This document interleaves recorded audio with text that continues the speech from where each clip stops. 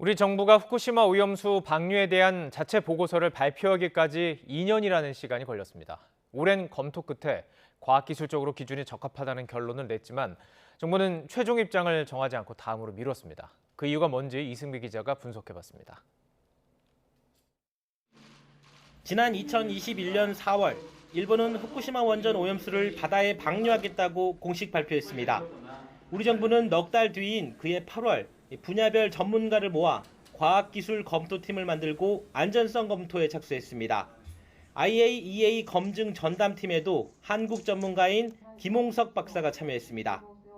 지난 5월에는 유국희 단장을 비롯한 21명의 전문가 시찰단이 후쿠시마 원전 현장을 직접 살펴봤습니다. 정부는 지난 2년 동안 조사 끝에 최종 자체 검토 보고서를 발표했습니다. 한마디로 정화 설비인 알프스는 문제 없고 삼중 수소는 해수로 충분히 희석되며 비상 상황엔 충분히 대비하고 있다는 겁니다.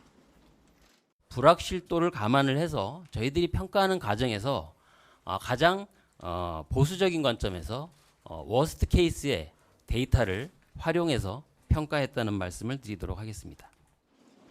사실상 문제 없다는 결론을 냈지만 정부는 입장 발표를 다음으로 미뤘습니다.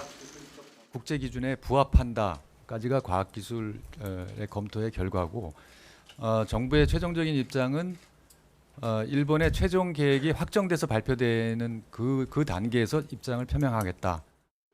일본의 방류 계획 적절성과 이행 가능성을 이유로 들었지만 방류 반대 여론을 의식한 것으로 보입니다. 한계도 분명합니다. 우리가 직접 시료를 채취한 게 아니라 일본이 제공한 데이터로만 분석했기 때문입니다.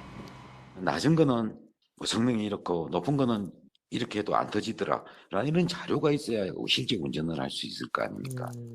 그런 자료가 존재 안 하고 그런 게 없는데도 평가를 했다는 것 자체가 평가 대상에서 제외될 내용을 평가를 한 거죠. 발표 시기를 IAEA 사무총장 방한에 맞췄다는 비판 또한 정부엔 부담될 수밖에 없습니다. YTN 이승매입니다.